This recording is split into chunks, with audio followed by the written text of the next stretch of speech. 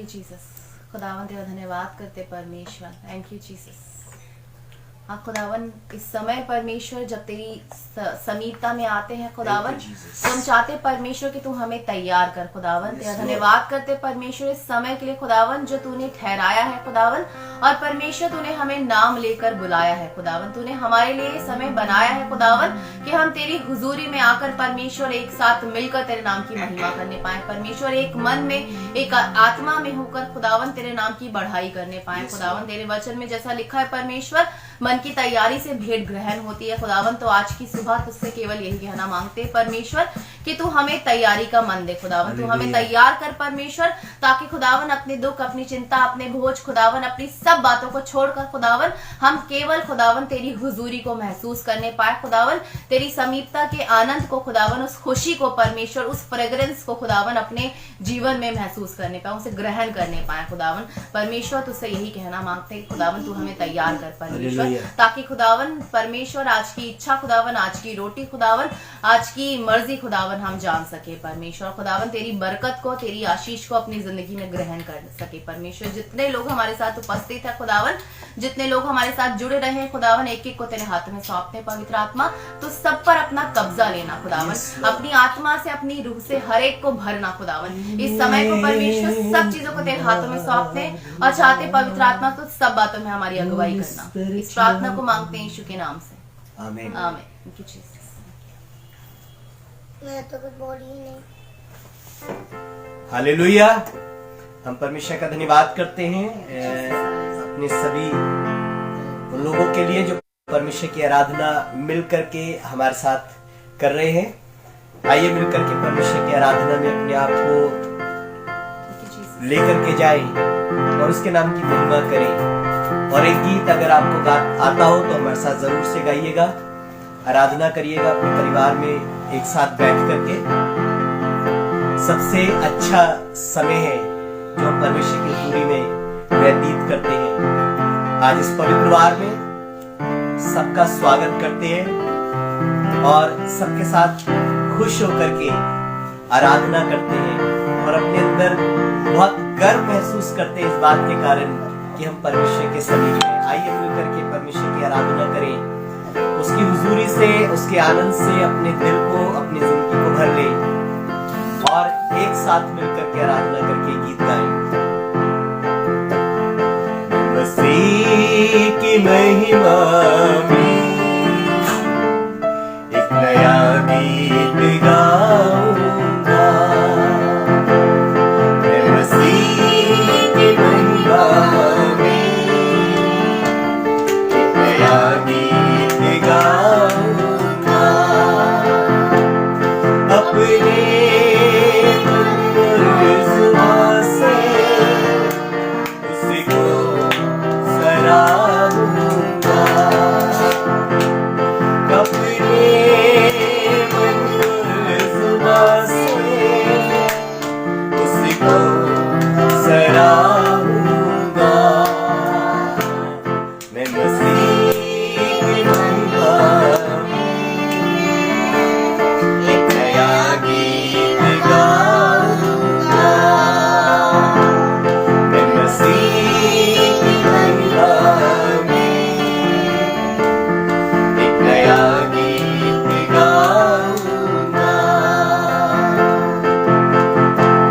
जब हम आराधना के लिए बैठेंगे कहिए परमेश्वर, जब आपकी करुणा नहीं हुई है, जब आपकी दया नई तरीके से आभास कर पा रहे हैं पिता, हम आपकी महिमा के गीत गाना चाहते हैं, आपकी महिमा से अपने जीवन को भर लेना चाहते हैं प्रभु, आपकी गवाही देना चाहते हैं पिता कि आप कितने महान हैं। एक साथ मिलकर के कहें, मैं मसीह की महिमा में एक नया गीत गाऊंगा, मैं मसीह की महिमा में एक नया गीत गाऊंगा, अपने जुबान से उसको सराहूंगा, अपने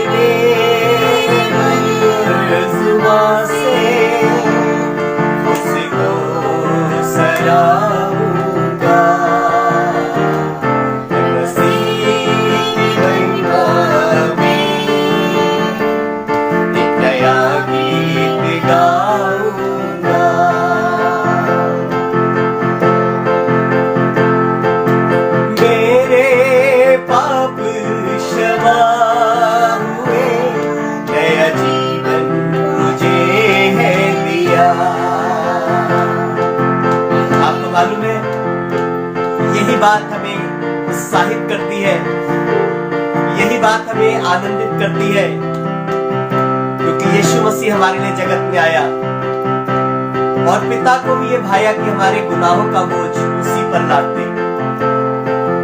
अपने आप उसने हमें सोचा हमारे लिए कि वो हमें आजाद कर दे हर प्रकार के पाप से, हर प्रकार की बीमारी से, हर प्रकार के श्राप से, हर प्रकार की कमजोरी और दुर्बलताओं से वो हमें आजाद कर दे। ये परमेश्वर की मनसा थी और यही बात हमारी आजादी हमारे गीतों का कारण है। यहोवा का बल हमारे भजन का विषय है। आइए मिलकर के कहें, मेरे पाप क्षमा हुए, नया जीवन मुझे है दिया। मेरे पाप क्षमा हुए, नया जीवन मुझे है दिया। उस आनंद की क्या बात है मसीह ने जो दिल में मेरे भर दिया। उस आनंद की क्या बात है मसीह ने जो दिल में मेरे भर दिया, जो दिल में मेरे भर दिया। मैं मसीह की महिमा में एक नया गीत गाऊंगा। आइए आराधना करें। मैं मसीह की महिमा में एक नया गीत गाऊंगा। अपने मन और जुबां से उसको सराहूंगा। अपने मन और जुबां से उसको सराहूंगा। मैं मसीह की महिमा में एक नया गीत गाऊंगा। मैं मसीह की महिमा में एक नया गीत गाऊंगा। धन्यवाद, धन्यवाद, धन्यवाद, धन्यवाद, धन्यवाद हो। Thank you, Lord. Thank you,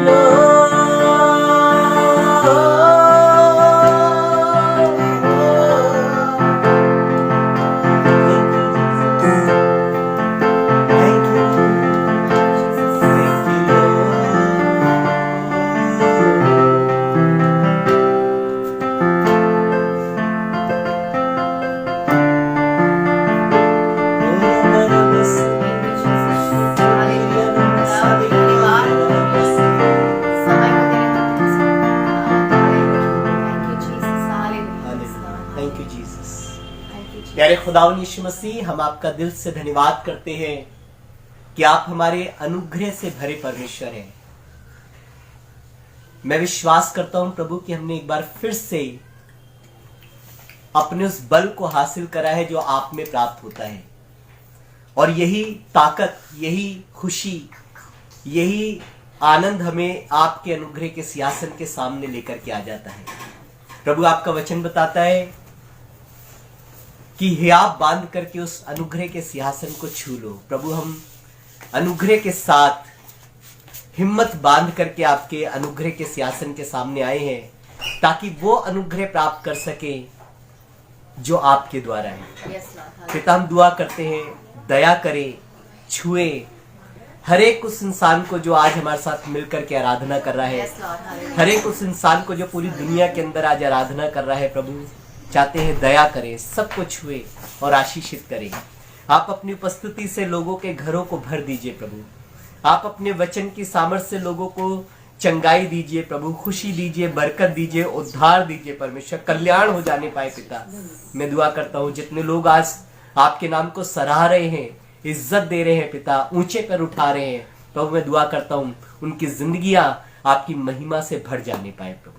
ये सिर्फ आपके द्वारा हो जाने पाए, आपकी उपस्थिति से हो जाने पाए, आपके गीतों से हो जाने पाए, आपके कलाम से हो जाने पाए, आपकी गवाही से हो जाने पाए।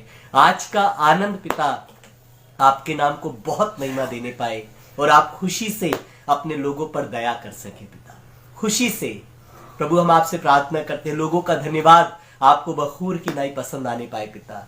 मैं दुआ करता हूँ खुदावन अपने हाथ को बढ़ा करके सबको छुए और आशीषित करे। आज की आराधना में आपकी बड़ी सामर्थ्य और आपकी बड़ी उपस्थिति और आपकी खुशी को चाहते हैं। धन्यवाद हो पिता कि आपने हमारी प्रार्थना को सुना है। इस प्रार्थना को यीशु मसीह के नाम में मांगते हैं, आमीन। आइए मिलकर के आराधना करें। Thank you.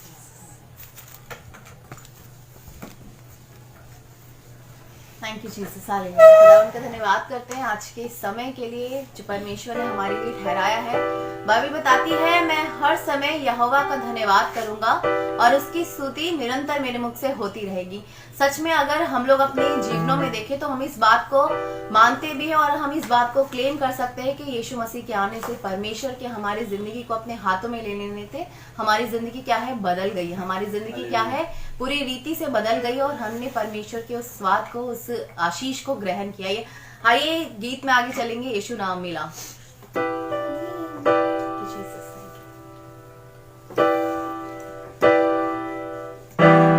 यीशु नाम मिला, यीशु नाम मिला, मेरा जीवन संवर गया, मेरा जीवन संवर गया।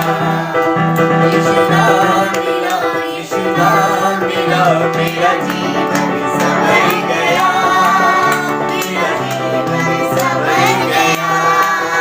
यीशु नाम मिला, यीशु नाम मिला, मेरा जीवन संवर गया, मेरा जीवन संवर गया। तूने लोगों के कदमों को मेरे लिए बहा दिया, तूने लोगों के कदमों को मेरे लिए बहा दिया। में जान बदल देकर यीशु मुझको बचा लिया, में जान बदल देकर यीशु मुझको बचा लिया।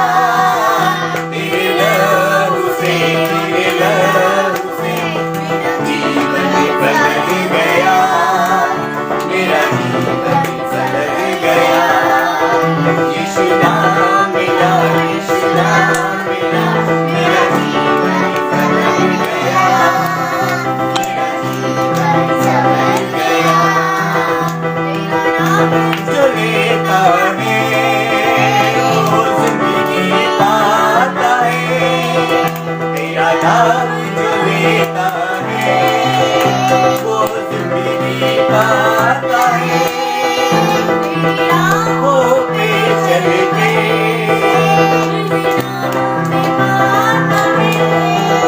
तेरी राहों पे चल के आता है, उसे तेरी रूह से, उसे मेरा जीवन संवर गया, मेरा जीवन संवर गया। यीशु नाम मिला, यीशु नाम मिला, मेरा जीवन संवर गया, मेरा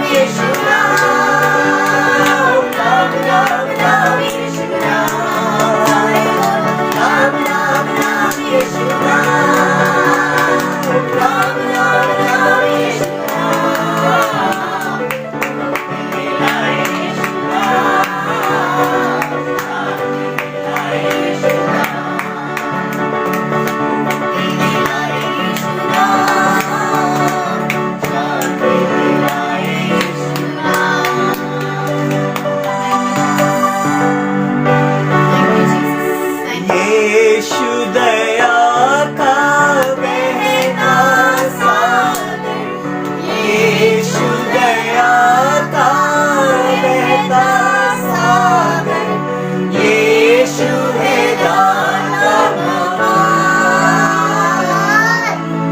यीशु है दाता महान। Yes, Lord, खुदावन परमेश्वर, खुदावन तेरा हम विश्वास धन्यवाद। करते हैं यीशु मसीह Yes, Lord. महान है, सर्वोच्च है, दयालु है, करुणामयी है Yes, Lord. और अपने लोगों को अपनी भलाई में रख करके खुश होता है। Jesus, hallelujah. आइए उसके नाम की और महिमा करें। Hallelujah. Yes. आने वाले महीने में, आज इस महीने के आखिरी इतवार में Thank you, Jesus. हमारे दिमाग में, हमारे चित्त में एक ही ख्याल है कि आने वाला Yes, समय, Lord. Yes, Jesus. Hallelujah. आने वाला महीना वो महीना है जिसमें यीशु मसीह अपने आप को इस जान में लेकर के आ गया। Yes, Lord. लेकिन क्यों लेकर के आ गया, कैसे लेकर के आ गया, उसकी मंशा क्या थी? आइए इस बात को स्मरण करके, अगर हम इस पैराग्राफ को ना गाए तो शायद ये गीत अधूरा रह जाएगा।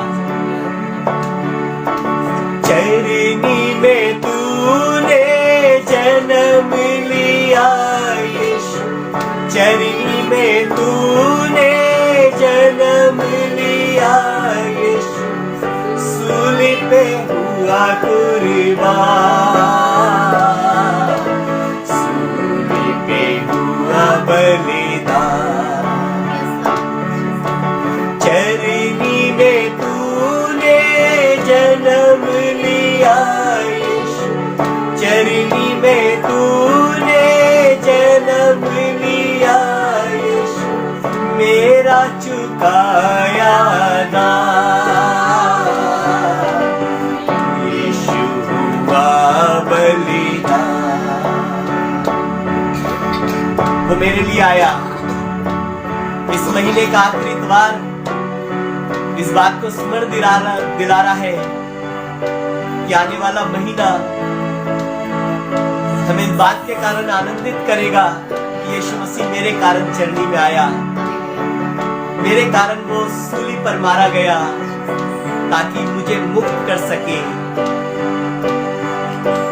मेरा फिदिया उसने दिया।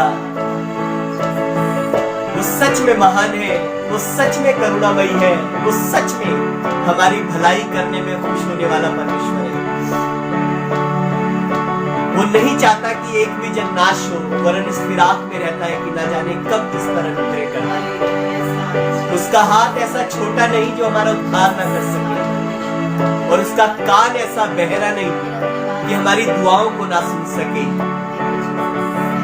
जब हर जगह बड़ी भीड़ एकात्मक तरीके से, एक महंगी का दौर बहुत विचलित कर रहा है, बीमारी का भय जब लोगों को अंदर ही अंदर खाता चला जा रहा है, जब समाचार हमारे इर्द गिर्द हमें बहुत परेशान कर रहे हैं, एक ही बात कही, यीशु मसीह तू चरनी में हमारे लिए आ गया और तू क्रूस पर हमारे लिए कुर्बान हो गया और तूने सब दाग चुका दिया ताकि तेरे लोग आनंद मना सके, धन्यवाद कर सके और तेरी महानता का वर्णन कर सके कि तू सच में कितना महान परमेश्वर है। Thank you,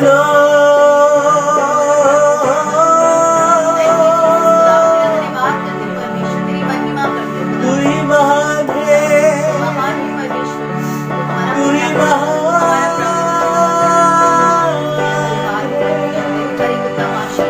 अनुग्रहकारी है, तू दयालु है।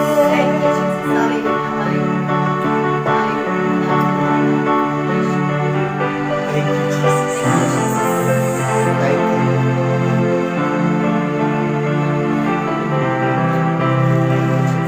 Hallelujah. Thank you, Jesus.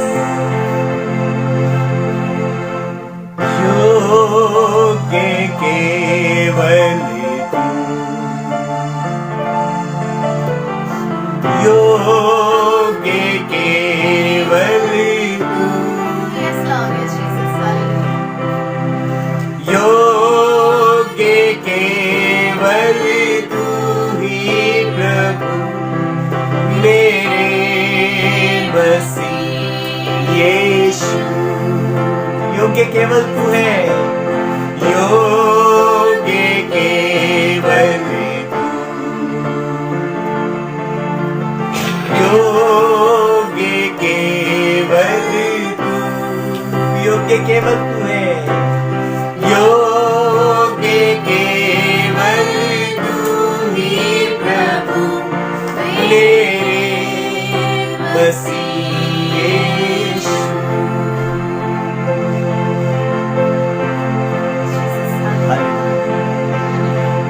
Hallelujah. Thank you, Jesus. Thank you, Jesus. Thank you, Jesus. Thank you. आइए दुआ करें, वचन के लिए प्रार्थना करेंगे। शिखा के साथ प्रार्थना करें।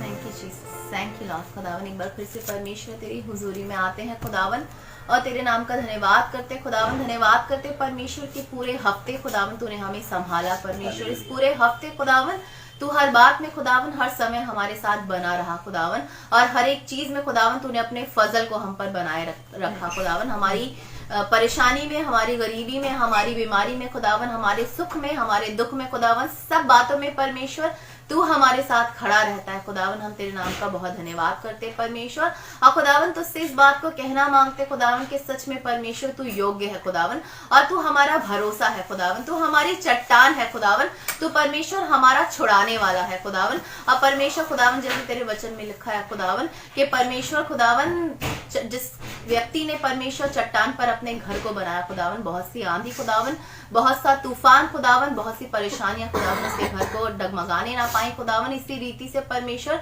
हम भी अपने ईमान को खुदावन, हम भी परमेश्वर अपने रिश्ते को खुदावन, हम भी परमेश्वर अपने उस आत्मिक घर को खुदावन तेरे साथ उसी चट्टान पर बनाने पाए खुदावन, ताकि हमारी जिंदगी की परिस्थितियां परमेश्वर, हमारी जिंदगी की बुरी बातें खुदावन, हमारी उलझने खुदावन, हमारी कमजोरी परमेश्वर हमें खुदावन गिराने ना पाए परमेश्वर, हमें हिलाने ना पाए खुदावन, वरन परमेश्वर हम तेरे साथ और बढ़ते चले जाए खुदावन, मजबूती के साथ परमेश्वर याव बांध कर खुदावन तेरे साथ चलने पाए खुदावन, और परमेश्वर तेरी उस आत्मा के अभिषेक को अपनी जिंदगी में ग्रहण करने पाए खुदावन जो तूने हमारे लिए रख छोड़ा है खुदावन। परमेश्वर तूने कहा है खुदावन कि देखो मैं द्वार पर खड़ा खटखटाता हूँ खुदावन, और जो कोई मेरे शब्द को पहचानेगा वो मेरे लिए द्वार को खोलेगा खुदावन। आज की सुबह खुदावन हमें ईमान करते खुदावन कि तू परमेश्वर द्वार पर खड़ा हमारे लिए खटखटाता है खुदावन, हमें देखता है परमेश्वर, और खुदावन हम कहना मांगते खुदावन कि हम अपने दिल के दरवाजों को खुदावन, हम अपनी जिंदगी के दरवाजों को तेरे लिए खोलते हैं खुदावन, ताकि तेरी आत्मा खुदावन तेरी उपस्थिति से खुदावन हमारी जिंदगी सराबोर हो जाने पाए परमेश्वर, हमारी रूह सराबोर हो जाने पाए खुदावन।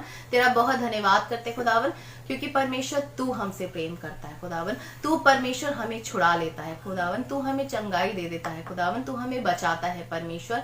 तेरा बहुत धन्यवाद करते परमेश्वर तेरी सब बातों के लिए खुदावन, उन तमाम बातों के लिए परमेश्वर जो बातें खुदावन हमारी समझ से खुदावन, हमारी बस से बाहर है खुदावन, जिन पर खुदावन हम अपना कंट्रोल नहीं कर सकते खुदावन, उन सभी बातों को खुदावन, अपनी उन सभी उलझनों को तेरे हाथों में सौंपते खुदावन।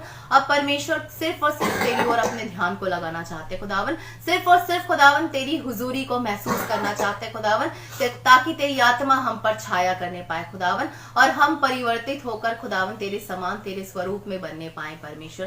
तेरे धन्यवाद के साथ परमेश्वर तेरे नाम को ऊंचे पे उठाते हैं खुदावन। इस समय को खुदावन एक बार फिर से खुदावन हर एक को तेरे हाथों में सौंपते हैं खुदावन, तेरे खादिम को तेरे हाथों में सौंपते हैं, दुगनी रीति से मसा करना परमेश्वर, अपने खुदावन उनके जरिए खुदावन तू हमसे बात कर परमेश्वर, और आज की रोटी खुदावन, आज का वो मन्ना खुदावन तू हमें दे जो तूने हमारे लिए रखा है परमेश्वर। धन्यवाद के साथ इस प्रार्थना को मांगते हैं यीशु के नाम से, आमीन। Hallelujah, hallelujah, hallelujah. जब आप लोग टाइप करेंगे हालेलुया तो हम समझ जाएंगे कि आप हमारे साथ मिलकर के आराधना कर रहे हैं, और बहुत सारे लोग आराधना कर रहे हैं प्रभु में। हम आपको सलाम कहते हैं, एक बार खुशामदीद करते हैं, और मैं विश्वास करता हूं कि आज के पवित्र वार में हम सब इस बात से आनंदित हैं कि हम अपने परमेश्वर यहोवा के नाम को सराह रहे हैं, ऊंचे पर उठा रहे हैं। मेरे पास एक अच्छा वचन, एक अच्छी तैयारी का वचन आपके लिए है, और ये वचन आपको बहुत उभारेगा, आपके डायरेक्शन को ठीक करेगा, आपको बढ़ाएगा, आपको बरकत देगा। और आपको पता है कई बार मैं इस बात को अभी गुजरे दिनों सोच रहा था कि क्या ये जरूरी है कि खादिमों का एक्साइटमेंट, खादिमों की तैयारी रहे? क्या इस बात की जरूरत नहीं है कि कलीसिया में भी उतना ही आनंद आने पाए, हर एक किसी की जिंदगी में भी उतना ही आनंद आने पाए, कि हर जन जो विश्वास से संबंध रखता हो, परमेश्वर से संबंध रखता हो, वचन से संबंध रखता हो, वह आत्मिक खुशी में पाया जाए। ये जरूरी है कि आपको सारे खादिम ऑनलाइन आते हुए दिखे और आपको लगे कि आपका खादिम बहुत अच्छी आराधना कर रहा है, बहुत अच्छी प्रार्थना कर रहा है। क्या इस बात की जागरूकता की जरूरत नहीं कि हर एक विश्वासी जन इतवार की सुबह में आराधना में पाया जाए? क्या कारण है कि बहुत कलीसिया में 100 लोग जमा होते हैं इतवार की सुबह में? जब गैदरिंग होती थी, अब कोविड की वजह से नहीं हो पा रही, लेकिन जब होती थी तो 100 लोग, 200 लोग, 500 लोग इबादत में होते थे। लेकिन जब लगातार ऑनलाइन आराधनाएं होने लगी, किसी कारणवश होने लगी,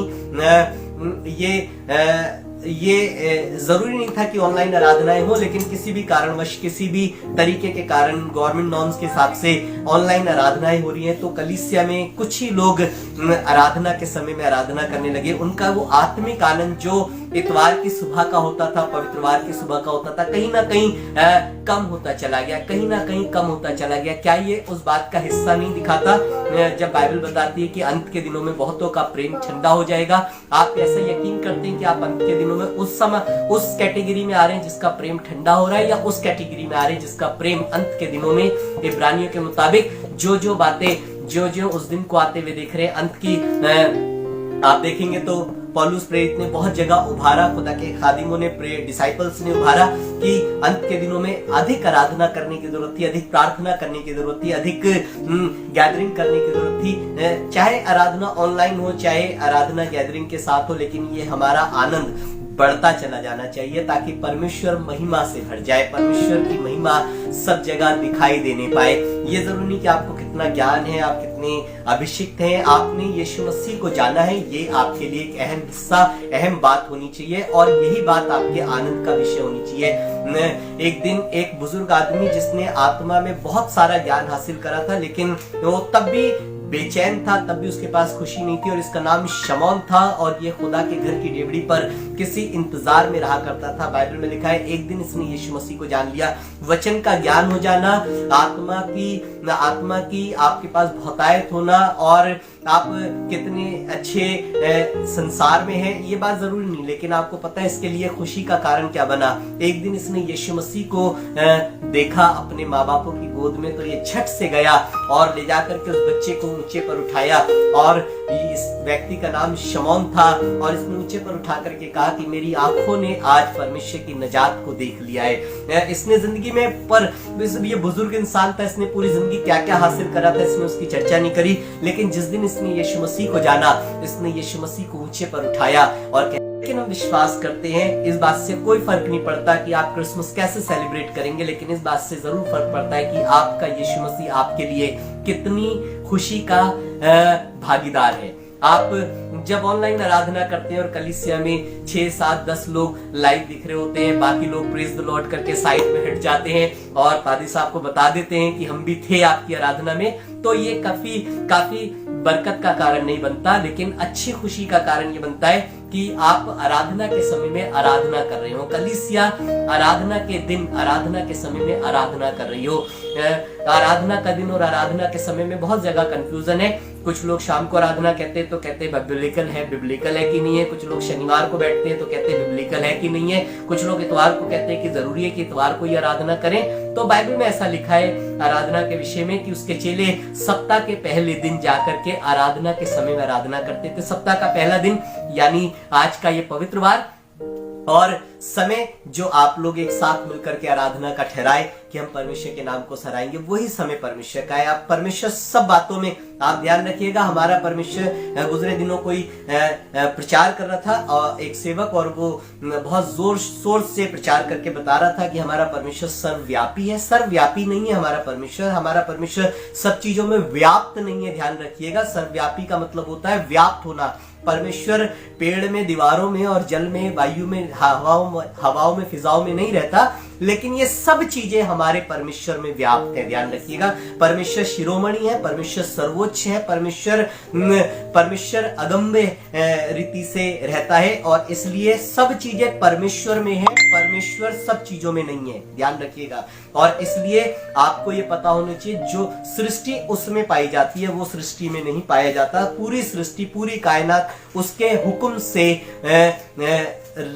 रची गई है और इसलिए हमारा परमेश्वर सर्वव्यापी परमेश्वर नहीं है, सर्वोच्च परमेश्वर है, महान परमेश्वर है, ऊंचा परमेश्वर है और हमारी खुशी का कारण हमारा परमेश्वर ही होना चाहिए। इसलिए जब आप समय पर आराधना करना शुरू करेंगे, आप ये जान करके कि परमेश्वर की उपस्थिति आपके बीच में रहे, आप आराधना करिए, लेकिन पवित्र वार में जरूर करिए। सप्ताह के पहले दिन आराधनालय में जाइए। आपकी आराधनालय आजकल ऑनलाइन घरों में बनी हुई है। जब आप पारिवारिक तरीके से आराधना करते हैं, आप महसूस करिए कि आपका घर परमेश्वर का घर है। कई लोग तो अपने घर पे कोटेशन लगा करके रखते हैं ना, इस घर का जो मुखिया है वो परमेश्वर है। तो आप ये सोच करके जान करके रहिए कि आपका घर आराधनालय। हालेलुया। हमारी आराधना ऊंचे रखे हुए तेजों में सिंहासन के समान होनी चाहिए। जब आप घर में आराधना करें, चाहे गैदरिंग में आराधना करें, हम आने वाले समय में जनवरी महीने से इस बात के लिए दुआ कर रहे हैं कि हम कलीसिया में गैदर हो सकें। अगर आपसे परमेश्वर बातें करता है तो आप हमारे साथ खड़े होकर के कंधे से कंधा मिला करके आराधना के लिए तैयार हो सकते हैं। आप दुआ के विषय में अपनी इस विषय को उठा सकते हैं कि परमेश्वर हमारे को एक अच्छी जगह प्रदान करें कि हम एक साथ मिल करके आराधना के लिए आपको निमंत्रण दे सकें। हम विश्वास करते हैं कि जनवरी में बीमारी का कोई भय नहीं रहेगा। हम विश्वास करते हैं परमेश्वर इन्हीं दिनों के अंदर वैक्सीन प्रोवाइड करेगा, लोगों को मेंटली तरीके से फ्रीडम देगा और चाहे ये प्रकोप कितना भी बढ़ रहा हो आक्रामक तरीके से, लेकिन परमेश्वर रिहाई देगा, छुड़ा लेगा और हमेशा के लिए परमेश्वर अपनी प्रजा को फिर दोबारा से एकत्रित करेगा और उन पर महिमा के साथ विराजमान होगा, सामर्थ देगा। आप और हम इस विषय पे दुआ करते रहें कि परमेश्वर हमारे लिए काम करे ताकि हम मिल करके आराधना कर सके। अगर परमेश्वर आपको फाइनेंशियली हमारे साथ खड़े होने के लिए कहता है तो हमारा नंबर आप हमारे चैनल पर मिशन एनलाइटन पर देख सकते हैं, 9717241615। ये हमारा व्हाट्सएप नंबर है और ये गूगल पे का नंबर भी है, पेटीएम का नंबर भी है। आप इस पर हमारे को कलीसिया जो कि जनवरी से शुरू होने का प्रोग्राम बना रही है, हम दुआ कर रहे हैं इस विषय पे कि हम जनवरी से आराधना कर सके। तो आप हमारे साथ खड़े हो सकते हैं कंधे से कंधा मिला करके, ताकि हम एक अच्छी जगह देख करके आपको इनवाइट कर सकें आराधना के लिए। आप दुआ करें और हम भी दुआ करेंगे इस विषय के लिए। हम कर रहे हैं और जगहें भी ढूंढ रहे हैं, बस परमेश्वर की जोरावर और मदद वाले हाथ की जरूरत है। हालेलुया। जब आप लोग ऑनलाइन आराधना करते हैं, हमें बड़ी खुशी हो जाती है कि आपको समय याद रहता है कि आराधना के लिए जमा होना है। एक अच्छा वचन आपको उभारना चाहते हैं, एक अच्छे वचन से जो परमेश्वर ने अगुवाई करी मेरे साथ निकाल करके पढ़िएगा यिर्मयाह की किताब उसका 6वां अध्याय। यिर्मयाह की किताब उसका 6वां अध्याय जब आप पढ़ेंगे तो आपको बहुत बरकत मिलेगी इस वचन से। और ये वचन आपको मिलेगा 6वां अध्याय और उसके 16वें पद में।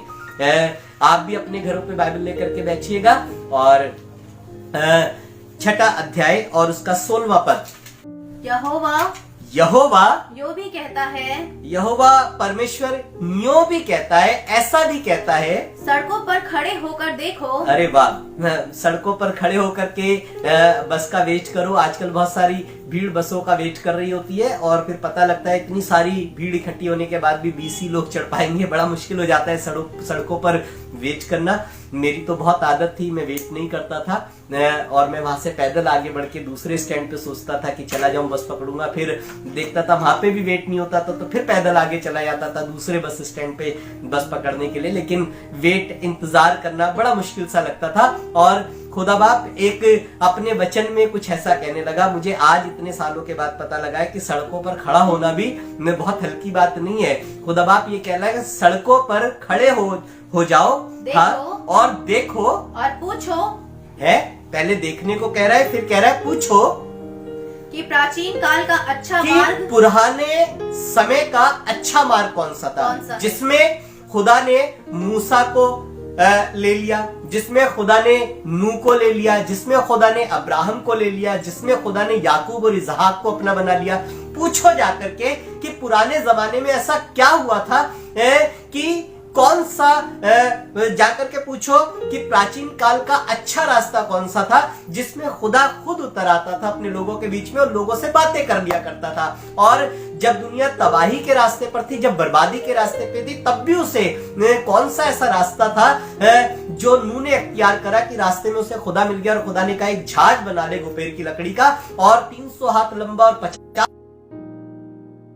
पूरी दुनिया को बचाना और 8 प्राणियों से फिर दोबारा से एक दुनिया क्रिएट हो गई। ऐसा कौन सा रास्ता था जिसमें खुदा मिल गया था और जिसमें नूह खुदा से मिल गया था और जिसमें खुदा नूह से मिल गया था? ऐसा कौन सा रास्ता था कि गुलामी भरे हुए, बोझ भरे हुए, दुख वाले समय के अंदर उसको मूसा मिल गया या मूसा को खुदा मिल गया? आप सोच करके देखें, ऐसा कौन सा रास्ता था कि मूसा कह सके कि मुझे इस रास्ते पर खुदा मिल गया था, नूह कह सके कि मुझे इस रास्ते पर खुदा मिल गया था, अब्राहम कह सके कि मुझे खुदा मिल गया था। आज तो पूरी दुनिया इतनी बढ़ गई है, इतनी बढ़ गई है और इतने करोड़ों अरबों लोग पूरी दुनिया में रहते हैं, लेकिन बहुत से लोगों को वो रास्ता नहीं मालूम, वो जगह नहीं मालूम जहां पर उनसे खुदा मिल जाए या वो कह सके कि हमारी जिंदगी का रास्ता इतना अच्छा है कि हमें कुछ प्रॉब्लम नहीं होती, यहाँ पे तो परमेश्वर मेरे साथ साथ रहता है। आजकल तो ऐसा रास्ता ढूंढना बड़ा मुश्किल हो रहा है, लेकिन खुदा बाप कह रहा है सड़कों पर खड़े हो जाओ और देखो, और अगर दिखाई ना दे तो एक काम करो, पूछ लो किसी से कि अच्छा मार्ग, प्राचीन काल का अच्छा मार्ग कौन सा है, वो वाला रास्ता कौन सा है जिसमें आसमान का खुदा आसमान से बटेरे बरसा देता था, आसमान का खुदा आसमान से मन्ना बरसा देता था, आसमान का खुदा खुद नीचे उतर आता था और आग के खंभे और धुएं के बादल में होकर के लोगों की रहनुमाई करता था? वो अच्छा रास्ता कौन सा था जिसमें खुदा खुद अपने लोगों के बीच में उतर करके उन्हें बरकत दिया करता था? वो प्राचीन काल का रास्ता था। आज तो खुदा बाप की हुजूरी बहुत कम आपको महसूस होती होगी। आज तो आपको ऐसा लगता होगा कि आत्मा में आप उभारे नहीं बल्कि दबे दबे रहते हैं। ऐसा कौन सा है? तो खुदा कह रहा है अगर आपको दिखाई नहीं दे रहा तो एक काम करो, पूछो कि पुराना रास्ता कौन सा था, प्राचीन काल का वो अच्छा मार्ग कौन सा था। सुनिएगा, उसी में चलो और तुम अपने मन में चैन पाओगे। आपने नए रास्ते बहुत निकाल लिए होंगे, नए तरीके बहुत निकाल लिए होंगे जिंदगी की राहों पर आगे बढ़ने के लिए, लेकिन कहने लगा कि तुम्हारे को मजा नहीं आ रहा होगा, तो क्या लगा एक काम करो, सड़कों पर खड़े हो जाओ और ध्यान से देखो और क्या लगा किसी से पूछ लो कि वो पुराना रास्ता कौन सा था, पुराना मार्ग कौन सा था, और कहने लगा अगर तुम्हें मिल जाए तो उसी पर चलना। फिर कहने लगा कि एक काम होगा कि तुम अपने मन में चैन पा जाओगे। हालेलुया। ये नए रास्ते आपके मन में शायद बेचैनी को पैदा कर रहे हो, ये नए रास्तों पर शायद आपको चैन ना मिल पा रहा हो, ये नए रास्ते शायद आपको आपकी जिंदगी को बहुत एस्टैब्लिश ना कर पा रहे हो, बहुत आपको कश्मकश में और कंफ्यूजन में लेकर के चल रहे हो, तो आप एक काम करो, आप प्राचीन काल में चले जाओ। थोड़ा सा अपने आप को पहले पुरानी फिल्मों के अंदर, जब मैं यीशु मसीह में नहीं आया था तो मैं फिल्में उनमें देखा करता था, टीवी में भी आती थी, तो पहले की फिल्में क्या होती थी कि स्टार्टिंग प्रेजेंट टाइम से शुरू होती थी और फ्लैशबैक में चली जाती थी और फिर स्टोरी समझ आती थी कि क्या क्या खुशी का समय कैसा कैसा रहा है, और आपको और मेरी जिंदगी को भी शायद दोबारा से फ्लैशबैक में जाने की जरूरत है, पीछे की तरफ जाने की जरूरत है। अपनी जिंदगी को एक दिन खुदा का खादिम कहने लगा चेत करके तू कहां से गिराया गया है, यानी कि मतलब दोबारा से आपको स्मरण आना चाहिए कि एक्चुअल में लाइफ कहां से शुरू हुई थी, क्या क्या जिंदगी में हुआ है। हम कई बार आगे दौड़ने के चक्कर में पीछे की चीजों पर ध्यान देना खराब कर देते या पीछे की चीजों पर ध्यान नहीं देते, और ये हमारे भटक जाने का कारण बनती है, ये हमारे कई बार गिर जाने का कारण बनती है। आपको अपने फ्लैशबैक में जाने की जरूरत है, आपको अपने पीछे की दुनिया में जाने की जरूरत है। खुदा कह रहा है कि तुम बेचैन हो, तुम बहुत कुछ समझ नहीं पा रहे हो, तुम कंफ्यूज हो चुके हो, तुम्हारे को रास्ता दिखाई नहीं दे रहा, तुम एक काम करो, खड़े हो जाओ, रास्ते पर खड़े हो जाओ, जिस मार्ग पर तुम चल रहे हो उस पर खड़े हो जाओ और थोड़ा सा देखना शुरू करो, और देख करके काम करो। तुम प्राचीन काल का मार्ग देखो, प्राचीन काल मतलब फ्लैशबैक में जाकर के देखो खुदा कैसे लोगों से बातें करता था, कैसे खुदा लोगों को बरकत देता था, कैसे उनसे रूबरू हो जाया करता था, कैसे फरिश्ते घुमा करते थे जमीन पर, कैसे खुदा आगे और पीछे से घेरे रहता था, कैसे खुदा लोगों से बात करके उनको बरकत दे दिया करता था, उनकी जिंदगी में सुकून आ जाता था। तुम फ्लैशबैक में जाओ ना। आपको मैंने कई बार लोगों से सुना है, अब वो आत्मा में वाला मजा नहीं आता जो आज से 10 साल पहले। 10 साल पीछे चले जाओ, जरूर थोड़ा ना 10 साल आगे भागने की कोशिश करो, 10 साल पीछे जाओ, दोबारा से गैदरिंग में आ जाओ, दोबारा से आत्मिक उन्माद में आ जाओ, दोबारा से उसी भजन गान, स्तुति गान में आ जाओ। कई बार हम खादिम लोग भी इन बातों की चर्चा कर रहे होते हैं, तो आपको पता है चर्चा करने से अच्छी बात यह है कि आप उस काम को करना शुरू कर दो जो आपको याद आ रहा है। अगर आपको याद आ रहा हो कि वो पुराना जमाना कितना अच्छा था, जब सैमसन भैया आप ढोलक बजाते थे, तो मैं ढोलक आज भी बजाना चाहता हूँ। जब आप कहते हो कि कितना मजा होता था, हम कलीसिया में एक साथ कोरमे का डेगचा चला रहे होते थे, कोई मसाला लेने भागता था, कोई मंडी में जाकर के सब्जी।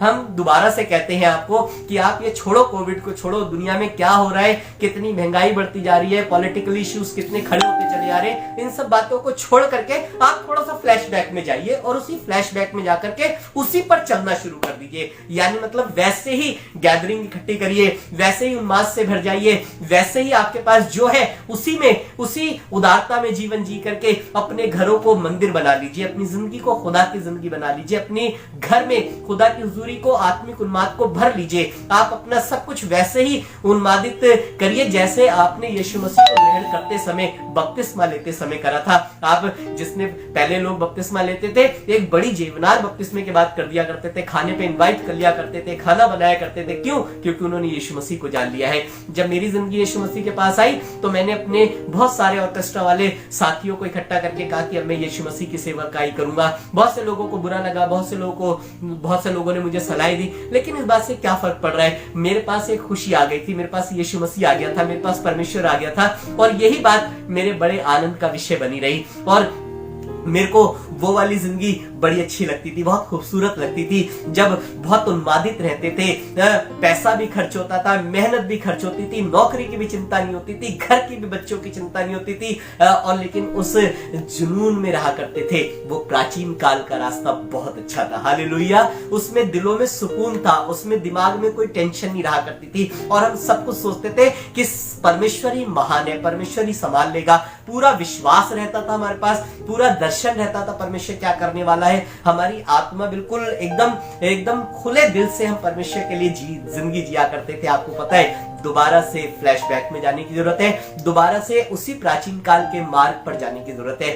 बाइबल बताती है भजन संहिता में कि मुबारक है वो शख्स जो सयोन की सड़कों की सुधि रखता है, हालेलुया। उस रास्ते की तरफ ध्यान देता है जो सयोन है, यानी खुदा के लोगों की जगह, यानी परमेश्वर की उपस्थिति की जगह, यानी जहां पर परमेश्वर अपने लोगों को बरकत देता था, ऐसी जगह दोबारा से आपको ब्लेस होने के लिए सयोन के मार्गों की सुधि लेनी पड़ेगी, जहां पर परमेश्वर की उपस्थिति नजर आती थी, जहां पर परमेश्वर का बड़ा हाथ नजर आता था, जहां पर हर जन परमेश्वर की आवाज को सुनता था, जहां पे भीड़ इकट्ठी हो जाती थी कि देखो आसमान में कुछ बिजलियां चमक रही है, खुदा बातें करने पर है, मूसा जाओ जल्दी से और चट्टान पे खड़े हो जाओ और बातें करो खुदा से। एक ऐसे समय में, एक ऐसे फ्लैशबैक में लौटने की जरूरत है, एक आत्मिक उन्माद में दोबारा से जाने की जरूरत है। खुदा यूं कह रहा है अपने लोगों से, सुनिएगा, बहुत अच्छी बात लिखी है। खुदा यूं कहता है कि सड़कों पर खड़े होकर के देखो और पूछो कि प्राचीन काल का वो मार्ग, वो रास्ता कौन सा है, और उसी में चलो कि तुम अपने अपने मन में चैन पाओ, हालेलुया। और फिर लिखा है, ये नहीं पढ़ूंगा, इस पे प्रचार नहीं करूंगा कि उन्होंने उस पर कहा कि हम उस पर नहीं चलेंगे, लेकिन 17वां पद में लिखा है, कहने लगा मैंने तुम्हारे लिए पहरुए बैठा करके कहा है, मैंने तुम्हारे लिए चौकीदारों को बैठा दिया है उस रास्ते पर। नरसिंगे का शब्द ध्यान से सुनना, नरसिंगे वाले बैठाए गए उस जगह पर जो आपको आवाज से उन्मादित कर देंगे कि परमेश्वर की उपस्थिति आ गई, हालेलुया। कहने लगा, खुदा कह रहा है मैंने उस रास्तों पर जिनमें तुम्हें चैन मिल सकता है, वहां पे पहरुए बैठाए हैं। खुदा बाप ने आपके लिए फरिश्तों को तैनात कराए कि खड़े हो जाए ताकि आपको दिलों में चैन मिल सके, लेकिन ये उसी रास्ते पर होगा जो प्राचीन काल का है, उसी रास्ते पर होगा जहां पे खुदा ने आपको छुआ था, जहां पे खुदा ने आपको बरकत दी थी। आपको पता है, एक दिन याकूब बहुत परेशान हो गया जिंदगी के अंदर, बहुत भागा फिर रहा था और बहुत जंगल के रास्ते में आगे को चला गया। एक दिन खुदा ने उसे फ्लैशबैक में ले जाकर के बातें करी और कहने लगा, हे याकूब, मैं इजराइल का वही खुदा हूं जिसके खंबे पे तूने बेतेल में तेल डाला था, हालेलुया। दोबारा से तू आगे की तरफ दौड़ रहा है, तेरी जिंदगी परेशान हो गई है, बेचैन हो गई है, मैं तुझे दोबारा से उसी जगह पर लेकर के जा रहा हूं कि जो खुदा बेतेल के अंदर तुझसे बातें करता था वो आज की राहों पर भी तुझसे बातें कर सकता है। तुझे पता होना चाहिए जिस खुदा से तू बातें करता था वो कितना महान, कितना सामर्थी और कितना दयालु परमेश्वर था। दोबारा से एक काम कर, बेतेल तैयार कर, दोबारा से पत्थर इकट्ठे कर, दोबारा से अपने तेल को उठा और उन पत्थरों को मकदस बना दे, खुदा की इबादत गाह बना दे और दोबारा से इबादत करनी शुरू कर। मैं फिर से तेरे को लोग कहेंगे याकूब का परमेश्वर, लोग कहेंगे इसहाक का परमेश्वर, लोग कहेंगे इब्राहिम का परमेश्वर। आपको पता है इनका खुदा ही हमारा खुदा बनकर के हमारी निजात का कारण बन गया। हालेलुया। सिर्फ आपको अपने फ्लैशबैक में जाने की जरूरत है। आपने जब यीशु मसीह को अपना उद्धारकर्ता बनाया तो वो आपको कितनी बरकत दे रहा था। आपने जिस दिन यीशु मसीह को अपना उद्धारकर्ता बनाया आप कितने आनंद से भर गए थे। आपने जिस दिन यीशु मसीह को अपना उद्धारकर्ता बनाया आप हर प्रॉब्लम के लिए दुआ करते थे, विश्वास रखते थे, परमेश्वर समाधान कर देता था और आप कलीसिया में खड़े होकर के गवाही दे दिया करते थे। शायद इसी फ्लैशबैक में जाने की जरूरत है। हालेलुया। दोबारा से सड़कों पर खड़े हो जाओ, क्योंकि मैंने वहां पर मैप पर पहरुए बैठाए हैं। एक ऐसा रास्ता, परमेश्वर ऐसे रास्ते की चर्चा कर रहा है जो प्राचीन काल का था, जिसमें खुदा के लोग खुदा से मिला करते थे और खुदा अपने लोगों से मिलता था और उनके बीच में आश्चर्य कर्म करता था। क्या लगा अगर तुम्हारे को ऐसा रास्ता दिखाई नहीं दे रहा, तुम भटक गए हो, तुम दब गए हो, तुम उदास हो गए हो, तुम बेकार हो गए हो, तुम्हारे को कुछ नहीं सूझ पड़ रहा, तो कह रहा प्राचीन काल में फ्लैशबैक में दोबारा से चले जाओ और पूछो कि वो रास्ता कौन सा था, क्योंकि उसी में तुम्हारे लिए चैन मिलेगा। हालेलुया। कहने लगा जब आप इसको आगे आगे पढ़ेंगे तो और बड़ा सुनकर के अच्छा लगेगा कि खुदा आपको दोबारा से उसी रास्ते पर लौटाना मांग रहा है। 18वें पद में लिखा है, इसलिए हे जातियों सुनो और हे मंडली देख कि इन लोगों में क्या हो रहा है।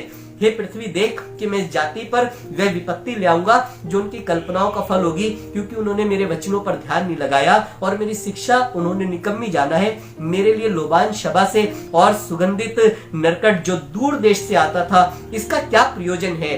क्या तुम्हारे होमबलियों से मैं प्रसन्न नहीं हूं? ना तुम्हारे मेलबली मुझे मीठे लगते हैं। एक काम करो, इन सब चीजों का जो आज कर रहे हो कोई यूज नहीं है, कोई उसका वैल्यू नहीं है। एक काम की वैल्यू है कि तुम अपने उसी रास्ते पर दोबारा से लौट आओ जहां खुदा तुमसे मिलता था। हालेलुया। उसी जगह पर उसी उन्माद को हासिल करो, वैसे ही बाइबल पढ़ो, वैसे ही दुआ करो, उसी जोश में बने रहो। बेकार की बुराइयां छोड़ दो। जमाने में कौन कौन क्या क्या कर रहा है, दुनिया में बहुत कुछ हो रहा है। आप इनकी चर्चा करते रहेंगे तो आप किसी जगह पर स्थिर ना रह पाएंगे। आप एक काम करो, लौट करके अपनी उसी जिंदगी में चले जाओ, उसी जिंदगी में। क्योंकि अगर आप भटक गए, इतने यीशु मसीह को जानने के बाद, इतना कलाम पढ़ने के बाद, इतने आत्मिक वरदानों से भरने के बाद अगर आप भटक गए या दूर चले गए, तो बाइबल में लिखा है लौट करके आना बहुत अनहोना हो जाएगा, बहुत मुश्किल हो जाएगा, आप लौट नहीं पाएंगे। इसलिए शायद आपको आज इसी जगह पर अटेंशन देने की जरूरत है, शायद इसी जगह पर आपको रुकने की जरूरत है और आपको वापस उसी जगह मैं दोबारा से सेवकाई करूंगा, मैं दोबारा से अपने घर का दरवाजा खोलूंगा कि भजन और कीर्तन करा जाए, मैं दोबारा से अपने उसी ढोलक को लेकर के जाऊंगा, मैं दोबारा से अपने वही साज और अंदाज में जाऊंगा और अपने खुदावंद खुदा की इबादत करूंगा। वो उस खुदा की इबादत जिसने उस जमाने में मुझे बरकत दी थी। हालेलुया। अपने 20 साल पुरानी जगह पर चले जाइए, अपने 20 साल पुराने आत्मिक रिश्तों में चले जाइए। आज मैं रिश्ता प्रचार नहीं कर रहा, ऑनलाइन में एक टाइटल चलता है रिश्ता। आज मैं रिश्ता प्रचार नहीं कर रहा, रिश्ता तो बहुत सी चीजों पर आधारित होता है, लेकिन आज मैं रास्ता प्रचार कर रहा हूं। रास्ता यानी जो आपको स्थिर कर देगा, रास्ता यानी जो आपको सही मंजिल पर पहुंचा देगा, रास्ता यानी वो रास्ता जिसमें खुदा आपके पास आ जाए और आप खुदा के पास हो जाओ और आज साथ में बगलगीर होकर के खुदा के साथ खुशी से भर जाओ। आज रास्ते को प्रचार करेंगे, रिश्ते को प्रचार नहीं करेंगे। रिश्ता तो पता नहीं किस किस कामों के कारण बनाया जाता है। कई बार लोग बड़ा एम्पायर खड़ा कर लेते हैं और दुखी रहते हैं। कई बार लोग बहुत सारा धन इकट्ठा कर लेते हैं लेकिन उनके दिल में चैन नहीं होता। कई बार आप बहुत बड़ा घर बना लेते हैं, कई बार आप अपनी जरूरत से ज्यादा चीजें फैला लेते हैं, कई बार आप अपनी चादर से अधिक पैर निकाल लेते हैं और आपको आराम नहीं मिल पाता। इसीलिए खुदा कह रहा है कि दोबारा से आप उस रास्ते पर चले जाओ, उस जगह पर चले जाओ जहां पर आप थोड़ा सा था लेकिन सुकून था, जहां पर आपके पास कम था लेकिन कोई दुख नहीं था, जहां पर आपको बाइबल का बहुत ज्ञान नहीं था लेकिन तो भी आत्मिक मसा आपके ऊपर नजर आता था, आत्मिक खुशी आपके ऊपर नजर आती थी। आपको कुछ नहीं आता था लेकिन तब भी परमेश्वर की सेवकाई कहीं ना कहीं किसी ना किसी जिंदगी के हिस्से में होती चली जाती थी। दोबारा से उस जगह को, प्राचीन काल का मार्ग देखो और अगर दिखाई नहीं दे रहा तो पूछ लो किसी खुदा के खादिम से पूछ लो, किसी विश्वासी से पूछ लो जो परमेश्वर के साथ जिसका रिश्ता है, उसके पास जाकर के उसी जगह दोबारा से चले जाओ ताकि तुम अपने मनों में चैन पा सको। हालेलुया। मैं विश्वास करता हूं कि प्रभु आपको इस वचन से उभारेगा और बरकत देगा। मैं एक वचन की तरफ आपको लेकर के चलता हूं। मत्ती रचित सुसमाचार आपने सैकड़ों बार पढ़ा होगा, लेकिन आज मैं इसको एक नए तरीके से आपको बताऊंगा। इसमें आप जब भी कहते हैं तो एक ही बात की चर्चा करते हैं। आज मैं इन दोनों बातों को हटा करके एक नई बात आपके बीच में जो खुदा ने मेरे को तैयारी दी, मैं वो बता रहा हूँ। मत्ती रचित सुसमाचार 7वां अध्याय 13वां और 14वां पद पढ़े। मत्ती रचित सुसमाचार 7वां अध्याय 13वां और 14वां पद।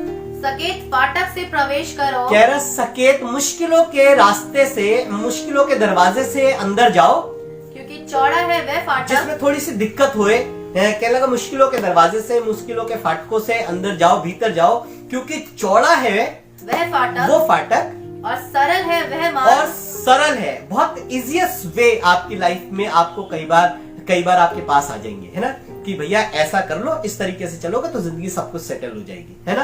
आपके पास इजीएस्ट वे आ जाएंगे। हाँ, क्या लगा सकेत मुश्किल दौर में, भैया क्यों चले मुश्किल में, क्या लगा सकेत फाटक से प्रवेश करो, चौड़ा है वो मार्ग जिसमें, हाँ से पढ़े, हाँ चौड़ा है वह फाटक, चौड़ा है वो फाटक, और सरल है और वह मार्ग, इजी है वो रास्ता जो विनाश को पहुंचाता जो है, विनाश को चला जाता है, और बहुत से हैं जो उससे प्रवेश करते हैं। एक ऐसा रास्ता जिसमें बहुत सारे लोग प्रवेश करके विनाश में चले जाते हैं। अब आप मुझे बताइए, क्या चौड़े रास्ते की चर्चा करें या सकरे रास्ते की चर्चा करें?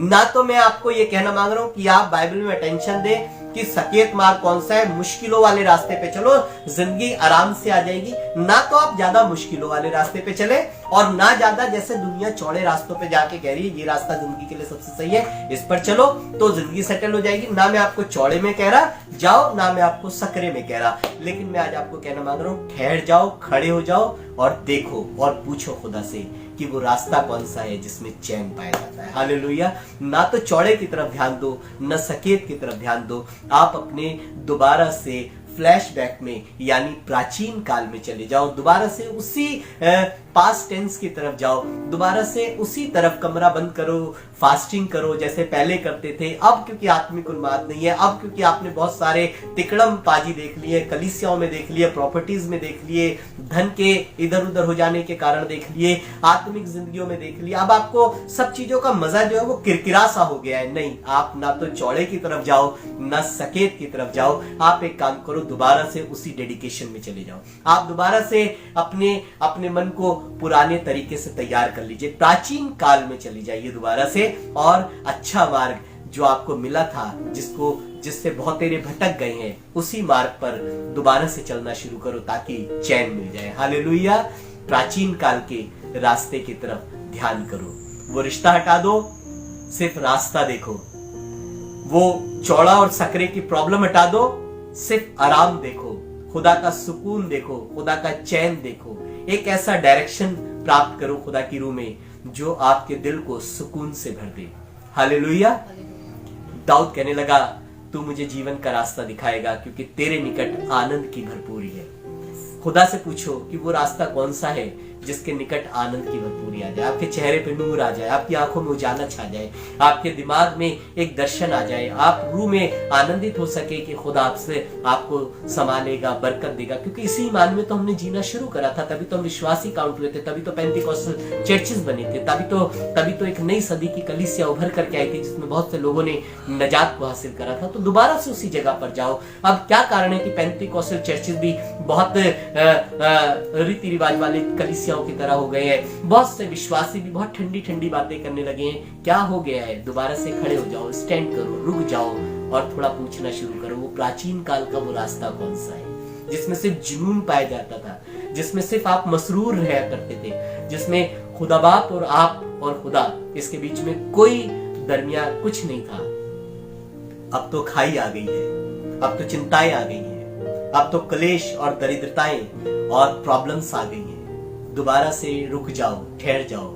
आपको पता है हबक्कुक क्या कहने लगा? कहने लगा मैं चट्टान पर चढ़ जाऊंगा और खड़ा हो जाऊंगा और देखता रहूंगा कि मेरा खुदा मुझसे क्या कहता है। ताकता रहूंगा, लिखा है, वर्ड लिखा है, ताकता रहूंगा। आपको शायद दोबारा से ताकने की जरूरत है, दोबारा से शायद देखने की जरूरत है। बहुत मैं बात करना मांग रहा हूँ चर्च से, विश्वासियों से।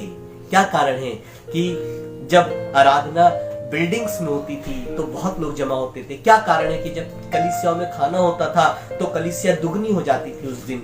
क्या कारण है कि कोई प्रोजेक्ट लाया जाता था तभी आप उदार होकर के अपना दान दिया करते थे। क्या आज जरूरत नहीं है उन्हीं बातों की कि दोबारा से आप डेडिकेटेड हो जाएं और कहें कि नहीं, मेरी जो कमाई का हिस्सा है वो दहेकी है, पहले मैं दहेकी दूंगा और बाकी खर्चों से मैं अपनी जरूरतें पूरी करूंगा। क्या जरूरत इस बात की नहीं है कि आप खड़े हो जाए, कहें नहीं, कल का दिन पवित्रवार का दिन है, मैं अपने घर को पहले से तैयार करूंगा कि खुदा की इबादत करूंगा।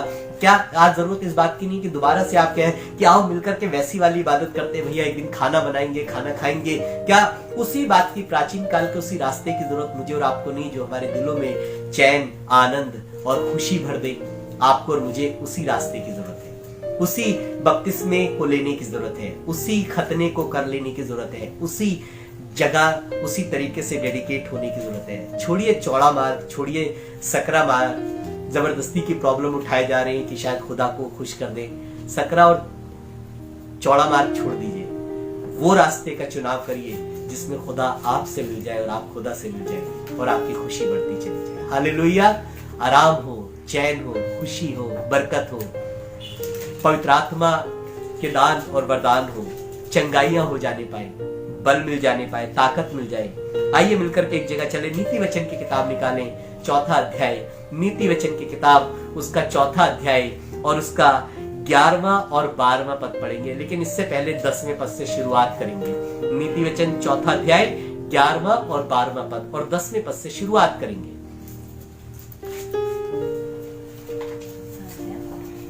4वां अध्याय और उसके 10वें पद से शुरुआत करेंगे। हे मेरे पुत्र, हे मेरे पुत्र, मेरी बातें सुनकर ग्रहण कर। मेरी बातों को सुन ले और आज ग्रहण कर। आज जब मैं आपसे बातें कर रहा हूँ, मैं अपने सभी आत्मिक बच्चों से ही बातें कर रहा हूँ और सभी आत्मिक विश्वासी बच्चों से भी बातें कर रहा हूँ। कहने लगा, हे मेरे पुत्र, मेरी बातों को सुन और ग्रहण कर, तब तू बहुत वर्ष तक जीवित रहेगा। तब तू बहुत साल तक जिएगा। कितने चाहते हैं ना कि लंबी उम्र मिले, दीर्घायु मिले, लंबी उम्र से आप भर जाए। तो कहने लगा, तू मेरी बातें सुन और उस पर ध्यान कर, तब तू बहुत साल जिएगा। हाँ, मैंने तुझे बुद्धि का मार्ग बताया है। हाँ, एक ऐसा रास्ता जिसमें चैन मिलता है, एक ऐसा रास्ता जिसमें बुद्धि, खुदा बाप की विजडम मिलता है। कहला, खुदा कह रहा है, मैं तुझे वो रास्ता बता रहा हूँ। तू अपनी तरफ से देख नहीं पा रहा, तू अपनी तरफ से ऐसे रास्तों पर चला गया जो तुझे दिखाई नहीं दे रहे, सुझाई नहीं दे रहे, जहां पर जाकर के तू तबाह हो गया। तुझे सारे चौड़े मार्ग अच्छे लगने लगे और तू भटक गया। क्या लगा, मैं तुझे डायरेक्शन अपनी रूह से दे रहा हूँ। क्या लगा, मैं तुझे एक मार्ग बता रहा हूं जो बुद्धिमानी का रास्ता है, ताकि जब लोग तुझसे मिलेंगे तो कहेंगे, भैया ये तो जिंदगी में ऐसे चलते हैं कि इनके सब काम अच्छे हो जाते हैं। हाँ, ऐसे ही रास्ते का चर्चा बता रही। क्या लगा, हे मेरे पुत्र, मेरी बातों की तरफ ध्यान दे और उन्हें ग्रहण कर कि मैं तुझे बुद्धि का रास्ता बताऊंगा। हाँ, और सिधाई के पथ पर चलाता, और सिधाई के पथ पर चलाऊंगा। मैं तुझे सिधाई के पथ पर लेकर के जाऊंगा और बुद्धि का रास्ता बताऊंगा। बहुत ट्रिक्स नहीं पाई जाएंगी आपके, है ना, बातों में, रास्तों में। आप बड़े आराम से साधारण जिंदगी जिएंगे लेकिन खुशी से। क्यों? क्योंकि ये डायरेक्शन आपको खुदा की रूह में मिलेगा। नीति वचन में दुनिया का सबसे बड़ा बुद्धिमान व्यक्ति आपसे बातें करके कहने लगा कि मेरी बातों को सुन लो, मेरी बातों को ग्रहण कर लो। और मेरी बातें वो ये है कि मैं तुम्हें एक सीधा रास्ता बताऊंगा और एक बुद्धि का मार्ग बताऊंगा। खुदा बाप से कहें, खुदा बाप मुझे वाइजली चलाना शुरू करें। खुदा बाप मुझे एक ऐसे रास्ते पर ले जाए जिसमें बहुत तिकड़मबाजी ना पाई जाए, बहुत साधारण तरीके से मैं खुदा के साथ रहूं, खुदा मेरे साथ रहे और हमारी जिंदगी खुदा के सुकून से भर जाए। शायद इस रास्ते की मुझे और आपको जरूरत है। हालेलुया। खुदा आपको बरकत दे। जल्दी से यशाया की किताब निकालें और उसके 2 अध्याय को और 3 पद को पढ़ना शुरू करें। यशाया की किताब उसका 2 अध्याय 3 पद। बहुत से देशों के लोग आएंगे, बहुत से देशों के लोग आएंगे और आपस में कहेंगे, आओ हम यहोवा की पर्वत पर चढ़कर। अरे भैया, बहुत से देशों के लोग आकर के क्या कहेंगे? ये डील कर लो, ये डील कैंसिल कर दो। इस तरीके से स्पॉन्सरशिप ले लो, इस तरीके से स्पॉन्सरशिप दे दो। चर्चाएं तो ये होनी चाहिए और आज हो भी रही है। आप कई बार न्यूज चैनल पे इसी तरीके के पॉलिटिकल इशू देखते होंगे, किसी तरीके से बहुत से इसी तरीके के एस्टैब्लिशमेंट को देखते होंगे। बहुत सी कंपनियां जा रही हैं, बहुत सी कंपनियां आ रही हैं, यही सब हो रहा है दुनिया के अंदर बहुत से देशों। लेकिन आपको पता है कुछ देश एक बात पर एग्री करेंगे, कुछ देश, कुछ लोग, कुछ समाज एक बात पे एग्री करेगा। क्या लगा कि बहुत से देश इकट्ठे होंगे और इस बात की चर्चा करेंगे। हाँ, बात की चर्चा करेंगे। आओ हम यहोवा के पर्वत पर कहने चढ़कर लगा कि आओ हम खुदा की जगह पहुंचकर याकूब के परमेश्वर के भवन में जाएं। याकूब जिसकी चर्चा मैंने भी थोड़ी देर पहले करी थी, जिसने बेतेल पर खंबे पर तेल डाला है ना, उसी याकूब की चर्चा करेंगे। और कहने लगा उस जगह पर चले और याकूब के परमेश्वर उस भवन में जाएं, उस खुदा के घर में जाएं।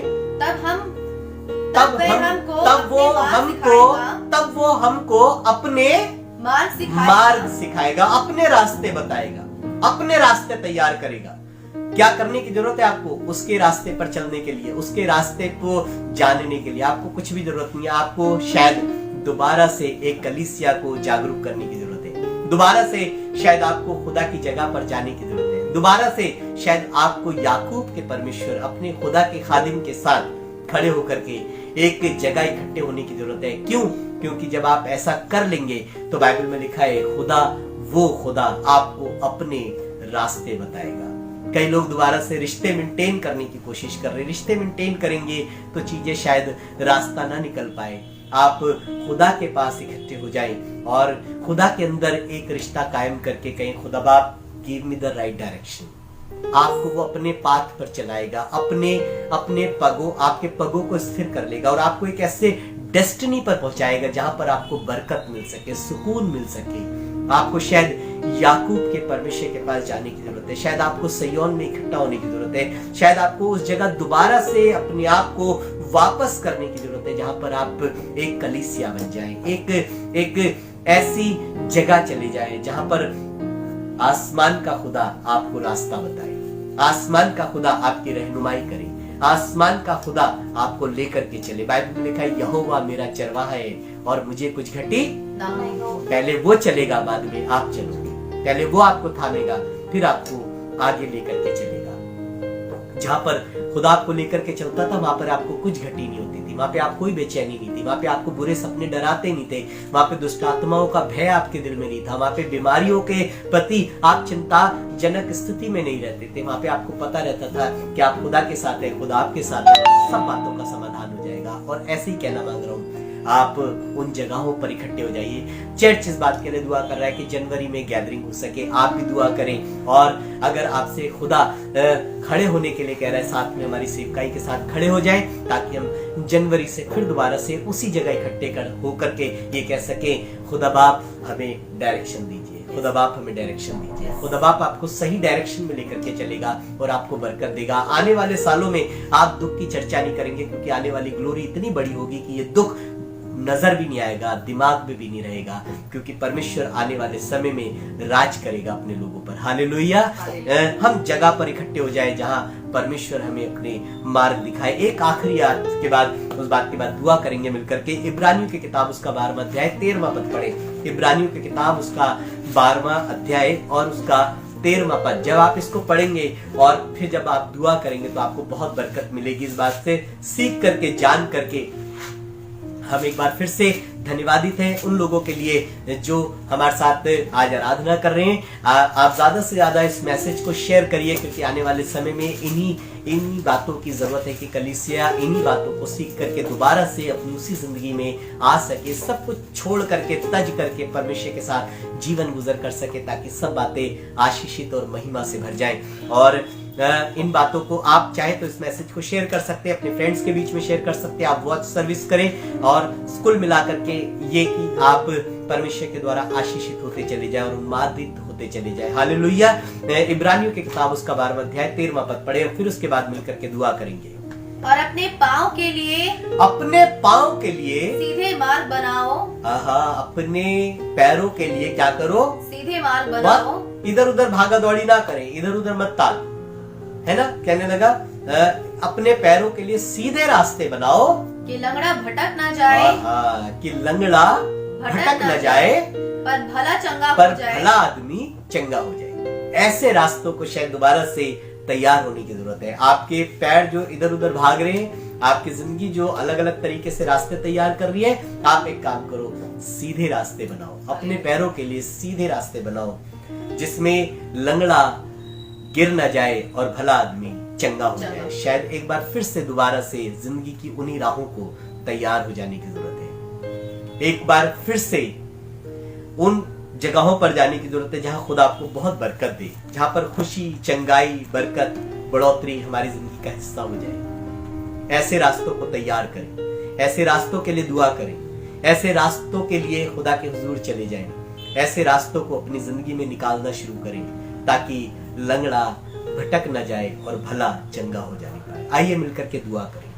हम शुक्रगुजारी करते हैं उन लोगों के लिए जिनका गुजरे हफ्ते में बर्थडे रहा है, वेडिंग एनिवर्सरी रही है। अगर आप हमारे पास मैसेज के दौरान भेज देते हैं अपनी प्रेयर रिक्वेस्ट को, तो हम ऑनलाइन आपके लिए प्रार्थना कर पाते हैं। लेकिन अगर कोई मैसेज नहीं आता तो हम आपके लिए कुछ नहीं कर पाते, सिर्फ एकाग्रता की दुआ कर देते हैं कि परमेश्वर आपको आशीषित करे। अगर आपका बर्थडे रहा है, अगर आपकी वेडिंग एनिवर्सरी रही है, तो परमेश्वर आपको बहुत ऐसे आशीषित करे। आपको मुबारकबाद देना चाहते हैं, आपके लिए बरकत चाहते हैं परमेश्वर से कि प्रभु आपको सब बातों में संभाले और बरकत दे और आपकी रहनुमाई करे। और अगर कोई बीमार है तो इस वक्त हम आपके लिए प्रार्थना करते हैं कि प्रभु आपको छू करके चंगा करने पाए। आइए मिलकर के दुआ करें और एक साथ मिलकर के आराधना करें। अगर परमेश्वर आपको इस मैसेज से बरकत मिली है तो आप अपने लिए तैयारी करें और ऐसे रास्ते तैयार करें जिसमें लंगड़ा भटके ना और भला चंगा हो जाए।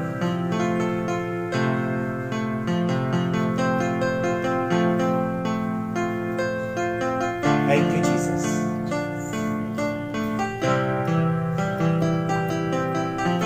Thank you, Jesus.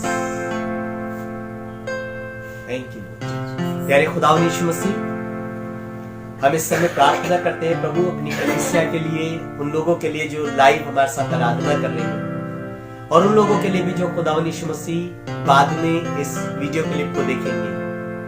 प्रभु जी, हम आपसे प्रार्थना करते हैं, जब इबादत करने की मनसा से ये क्लिप देखा जाता है तो लोग आत्मा में उभारे जाएं, लोग खड़े हो जाएं और देख सके और पूछ सके कि वो रास्ता कौन सा है जिसमें सुकून मिलता है। प्रभु, हम आपसे प्रार्थना करते हैं, लोग जिंदगी के सफर को जब तय कर रहे हैं तो एक ऐसे रास्ते पर चल करके तय कर सके जो प्राचीन काल का था, जिसमें तू लोगों से बातें करता था, लोग तेरे साथ एक रिश्ते में आ जाते थे और सही मंजिल हासिल कर लेते थे, जिसमें चंगाई हासिल कर लेते थे, जिसमें आश्चर्य कर्म हो जाया करता था, जिसमें तेरी आवाज सुन लिया करते थे, जिसमें लोग तेरे कल्याण को देख लिया करते थे। एक ऐसे रास्ते को प्रभु, एक ऐसे डायरेक्शन को कलीसिया के लिए, लोगों के लिए मांगता हूँ प्रभु। चाहता हूँ प्रभु लोग इस बात की गवाही दे सकें कि हमने अपने आप को थोड़ा रोका, थोड़ी दुआ करी और परमेश्वर हमारे को सही रास्तों पर चलाने लगा।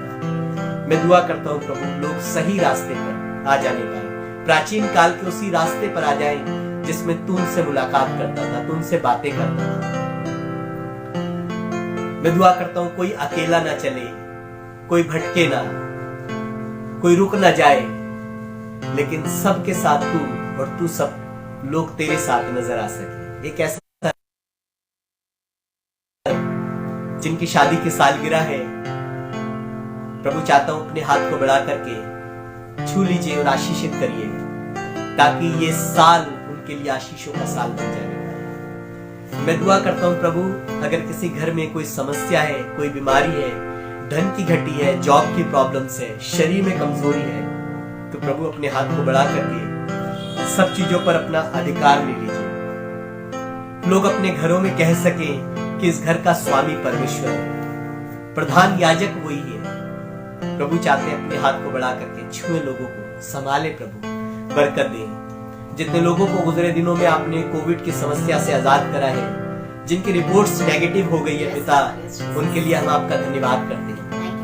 हम आपसे प्रार्थना करते हैं एक बार फिर से अपनी सुरक्षा के कवच में लोगों को सुरक्षित कर लीजिए प्रभु, ताकि लोग सेहतमंद होकर के बहुत खुशी से भर करके, बहुत बरकतों से भर करके एक कलीसिया के रूप में तैयार हो सके, ताकि सब बातें मिलकर के आपके नाम की महिमा का कारण बने। खुदावंद चाहते हैं अपने हाथ को बढ़ाए, सब कुछ और बड़ी बरकत दे। आने वाले समय में हम गवाहियां सुन सके कि हमारा परमेश्वर जिसकी हम इबादत करते हैं वो अपने लोगों में राज कर रहा है और उन्हें बरकत दे रहा है। खुदावंद यीशु मसीह चाहते हैं अपने हाथ को बढ़ा, छू सबको और बड़ी बरकत दे।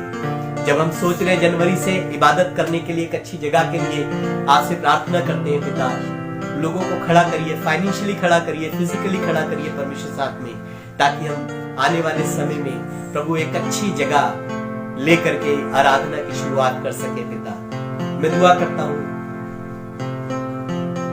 कि प्रभु आपके द्वारा एक ऐसा रास्ता तैयार हो सके जिस पर हम चले और आनंदित होकर के आपके नाम को धन्य कर सके।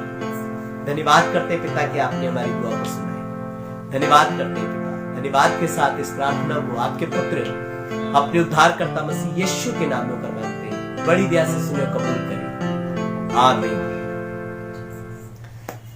हालेलुया। प्रभु आपको आशीषित करे। हम दिल से धन्यवादित हैं सभी दर्शकों के लिए। आइए मिलकर के प्रभु की आशीष को ग्रहण करें। अगर आप हमारे को अपने दहे की और नजराने भेजना चाहते हैं तो हमारा व्हाट्सएप नंबर जो पेटीएम और गूगल पर है, आप इस पर 9717241615 पर आप अपनी दहेकी को, अपने नजरानों को भेज सकते हैं। और जो कोई अपने आप को डेडिकेट करना चाहता है कि आप कुछ दान देना चाहते हैं कि जनवरी से हम इबादत गाह की तैयारी कर सकें, इबादत के लिए कोई जगह देख सके, आप उसके लिए भी हमसे डिस्कशन कर सकते हैं। आप हमारे साथ खड़े हो सकते हैं। हमारे को सेवकों की जरूरत है जो हमारे साथ कंधे से कंधा मिला करके खड़े होकर के कलीसिया की एकाग्रता में दोबारा से जागरूक हो सके, ताकि हम मिल करके प्रभु की बड़ाई कर सकें। आइए मिलकर के अपनी आंखों को बंद करेंगे और प्रभु की आशीष को ग्रहण करें। और अब हमारे खुदावंद यीशु मसीह का फजल, खुदा बाप की मोहब्बत, पाक रूह की रिफाकत और शराकत अब से लेकर हमेशा तक हम सबों के साथ, कलीसिया के साथ और जमाने के हर एक ईमानदार के साथ अब से लेकर अब्दुल आबाद तक बनी रहे। आमीन। खुदावंद आपको बरकत दे।